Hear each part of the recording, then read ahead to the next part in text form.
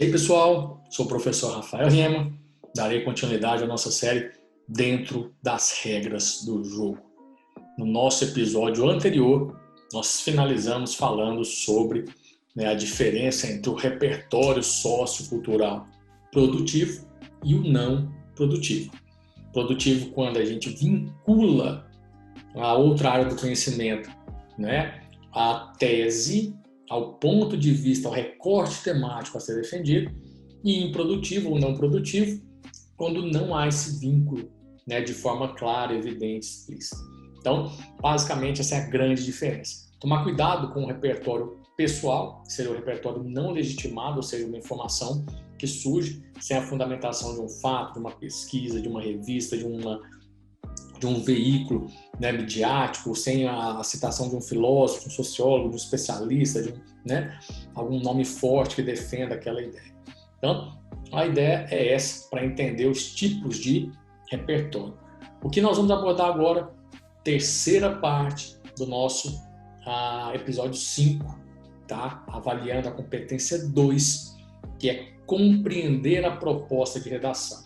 Então, o que eu vou falar para vocês agora é a percepção que o manual traz, beleza? Sobre a compreensão do tema, a abordagem do recorte temático, para que a gente ofereça na redação, na produção textual, sempre uma abordagem completa e não incompleta ou tangencial. Então, de uma maneira bem simples, bem clara, vou traduzir para vocês aqui, mais uma vez, desmistificando, essa linguagem mais rebuscada, mais difícil de entender, que vem tanto na cartilha do Enem, do participante, quanto no manual do avaliador. Então, desmistificar, traduzir, entender, colocar em prática. Corrigir, sempre corrigir, para não errar mais o mesmo erro. Beleza? Então, vamos lá, se liga aí, vou compartilhar com vocês aqui a minha telinha. Nós vamos falar sobre a avaliação da abordagem do tema segundo o manual do avaliador. Maravilha, então. Então, segunda perspectiva do Enem, a avaliação da abordagem do tema. Então, olha como ele traz aí. Para avaliar o texto da competência 2, é fundamental sabermos diferenciar uma abordagem temática completa da incompleta. Então, aqui está a nossa missão, diferenciar uma abordagem completa de uma abordagem incompleta. Aqui realmente será necessário a gente entender aqueles conceitinhos que nós abordamos na aula passada sobre sinônimos, hiperônimos e hipônimos. Isso vai ficar bem mais claro agora, quando a gente se debruçar sobre a abordagem temática sendo completa ou incompleta. O exemplo que ele traz do Enem 2018. Então, para o avaliador, é importantíssima a leitura dos textos motivadores, porque recai sobre vários níveis, Os textos motivadores recaem sobre vários níveis da avaliação. Normalmente, os abaixo de 120, que envolvem cópia, ou então nível 2, ele cópia dos textos motivadores. Ou então uma abordagem previsível, a previsibilidade se dá quando você fica preso às ideias do texto motivador, sem nenhum tipo de expansão, sem nenhum tipo de relação com outra área do conhecimento, ou usar, de fato, uma informação de um infográfico ou de uma pesquisa que aparece nos textos motivadores, como aqui o nosso texto 3, poder pegar um dado como esse, fazer uma interpretação, fazer uma reflexão sobre esse dado, por mais que não esteja numa situação tão confortável de análise temática.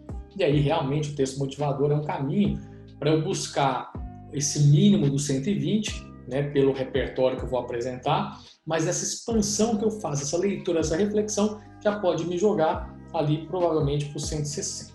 Então, quando eu falo assim, redação é método, eu falo com muita segurança por conta de situações como essa.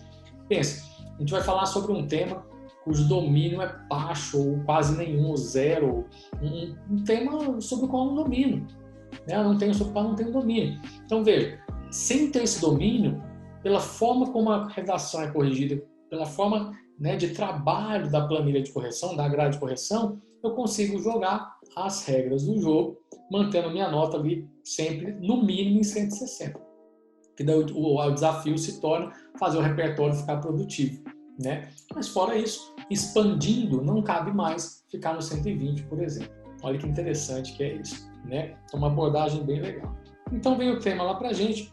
O teminha aqui foi, então, a manipulação do comportamento do usuário pelo controle de dados da internet. Vamos lá.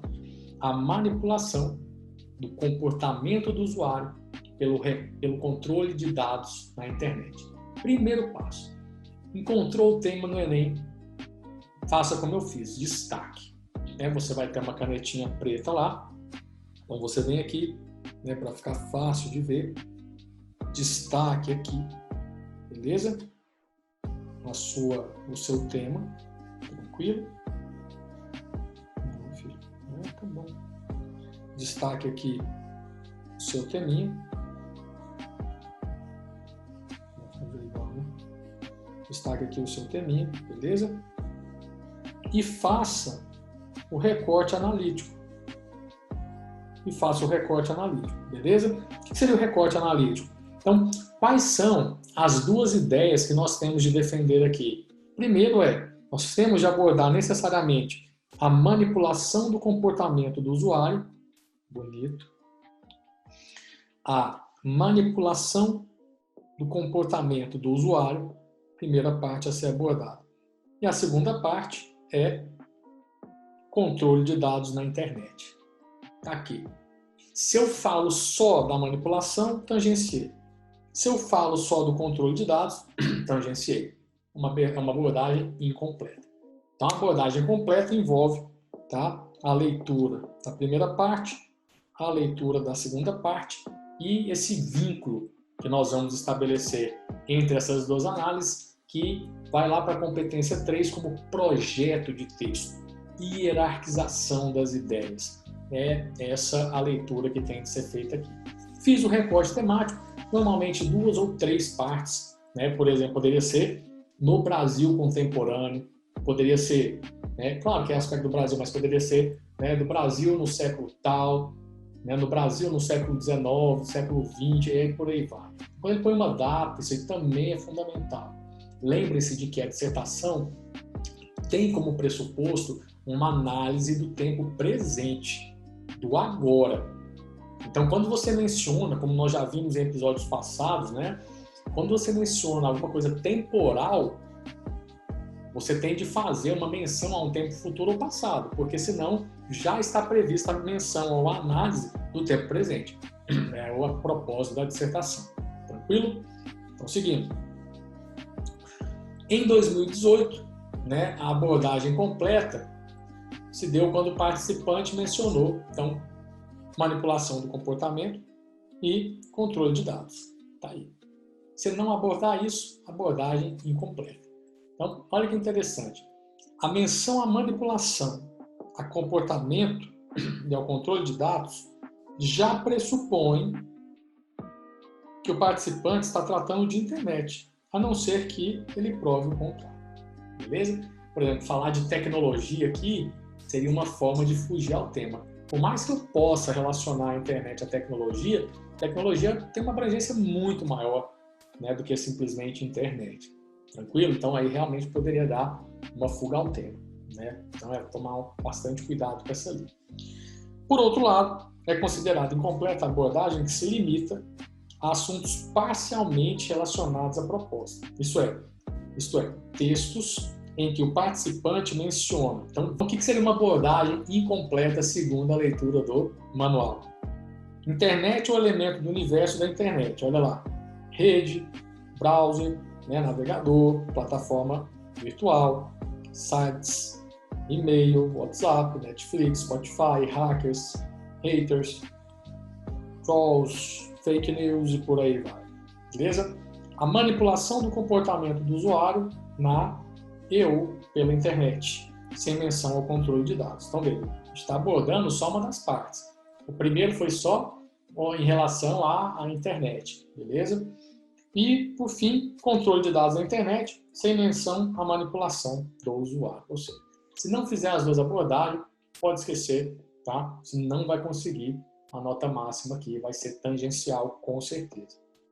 Então, para avaliar a abordagem do tema em textos, que apresentam muitos trechos de cópia dos seus motivadores, deve considerar toda a produção, inclusive a cópia.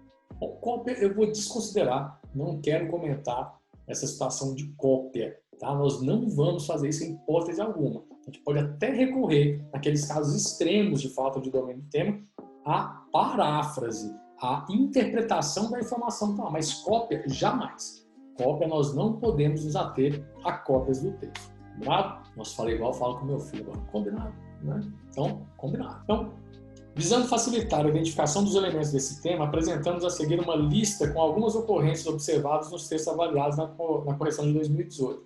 Vamos ver, eles fizeram esse manual pensando já nas correções que foram feitas, né, com as redações de 2018. Também incluímos observações importantes sobre temas específicos presentes no texto, motivadores e recorrentes nas redações, que podem adquirir diferentes significados dependendo da abordagem do participante, ou seja, é o contexto definindo o valor de cada termo que a gente vai usar. É importante observarmos que nem sempre os 3 aspectos avaliados, né, no tema, internet ou manipulação do comportamento do usuário e o controle de dados, serão apresentados de maneira relacionada, mas devemos considerá-los quando estiverem presentes no texto. Tá bom? Essa análise ela vai recair lá na competência 3, se estão relacionados ou não. Tá? Quando você cria blocos argumentativos isolados, ou quando eles são, né, transponíveis, né, flexíveis, eu posso transpor, trocar um pelo outro, ou seja, não há uma hierarquia, né, uma progressão temática, uma progressão analítica, mas isso não é para a competência 2. E se aparecerem mesmo em blocos isolados, na competência 2, né, isso vai contar com uma abordagem completa, beleza? Então, veja. A internet é o contexto maior proposto pela frase temática, né? Território virtual, digital, onde a manipulação do comportamento do usuário e ou do controle de dados acontece. Então, ó, será considerado sinônimo. Veja, no episódio anterior eu falei, né, da etimologia da palavra sinônimo. Então, lá, né, do grego sim, né, significando harmonia, né, e ônimo, nome. Então, nome de significação harmônica. O que isso quer dizer? Palavras sinônimas são sinônimas dentro de um determinado contexto.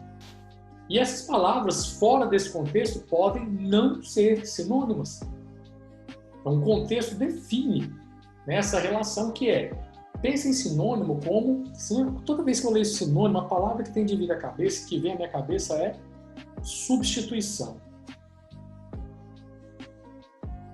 Então, veja, em substituição se eu puder trocar uma palavra pela outra no contexto em que ela ocorre, sem uma alteração significativa de sentido, elas são sinônimos. Se eu não puder, não são sinônimos. Por exemplo, seco e enxuto são sinônimos? Quem fala que sim, erra. Quem fala que não, erra também. Por quê? Porque depende do contexto. Podem e não podem ser. Se eu digo, né? O chão está seco, o chão está enxuto. Se eu trocasse seco por enxuto, há alguma alteração significativa? Chão seco, chão enxuto. Não há. São sinônimos. Ótimo? Agora se eu falo, aquela menina é seca, aquela menina é enxuta, opa, seca aí já se torna o quê? Ríspida, grossa, né? Então notem, aí seca e enxuta são sinônimos? Não são mais. É o contexto definindo então, né, o significado das palavras. Tranquilo? Então, feita essa ponderação, a gente já sabe que buscar palavras que estão, né, que pertencem a uma mesma área do conhecimento, que a gente chama de campo semântico, é fundamental para a abordagem completa, que é algo que a gente vai fazer de uma forma até natural. Quanto mais vocês produzirem, se vocês seguirem firmes no projeto, uma redação por semana, não há erro. Vocês vão aprender a ler os temas, vocês vão aprender a fazer recorte temático, e essa não vai ser uma preocupação. Tá legal? Então veja, falou de internet, vamos lá. Rede, browser, navegador, plataforma virtual, redes sociais, sites, e-mails. Ó, lembrando que palavras estrangeiras obrigatoriamente devem ser grafadas em itálico. Como não é possível fazer o itálico, né, na letra cursiva, a gente usa aspas. Cara, eu já tive um aluno lá que fazia o itálico, mas que letra, né? Mas um aluno só, caso muito especial, né? Deixa pra lá. Voltando, né? Deep Web, cibernético, WhatsApp, Netflix, Spotify, hackers, por aí vai. Então, não. Todas essas palavrinhas, ó, lista não exaustiva. Todas as palavrinhas são palavrinhas que estão relacionadas a quê? A internet. Pronto, já traz a abordagem do primeiro recorte que nós fizemos. Manipulação do comportamento do usuário. Então, qual é a compreensão que eu trago disso? Como que eu, como candidato, me aproprio dessa manipulação do comportamento? Beleza? Então, manipulação, a indução do comportamento do usuário sem que ele necessariamente tenha consciência disso. Então, como isso pode aparecer? Consequências e efeitos, né, e exemplos do ato de manipular, controle do comportamento, influência no comportamento, domínio no raciocínio, perda da liberdade de expressão, do livre-arbítrio, consumismo, vulnerabilidade, exposição, formação de uma opinião política, sair e entrar na bolha, comprar um produto sugerido, acreditar em uma mentira, mudar de opinião, facilitar a vida do usuário, né? Então, uma linha, uma sequência de análise de palavras ou de expressões que podem, né, estar relacionadas dentro do mesmo campo semântico, dentro de uma mesma área do conhecimento. Beleza? O termo usuário já pressupõe que está se falando de internet, a não ser que se prove o contrário. Beleza? É essa a ideia. Então, nota, manipulação, último recorte, né, controle de dados. Que aqui, por uma questão didática, eles definiram em 3 tipos. Como é que se apresentam os controles de dados? Né? Pela coleta, pelo processamento, pelo produto. Né? Não interessa se na sua redação vai aparecer separado, categorizado. Se aparecer, acabou. Né? Então, a coleta seria coleta para o fim, coleta mais venda, liberação, roubo de dados, por aí vai. Processamento. Então, quem usou palavras como algoritmo, né? Google Trends, Google Analytics, mapeamento de redes, manipulação, tudo que está relacionado, né, à ideia de manipulação do usuário, beleza? Então, do controle de dados. Jóia. E o produto? Lista personalizada, títulos, propaganda, trend topics, posicionamento e por aí vai. Né? Então, nota. As palavras manipulação e controle, ainda que representem elementos distintos na abordagem temática, tá, podem ser sinônimas. Olha que interessante. Né? Então, manipulação e controle podem ser sinônimas. Beleza, podem mesmo.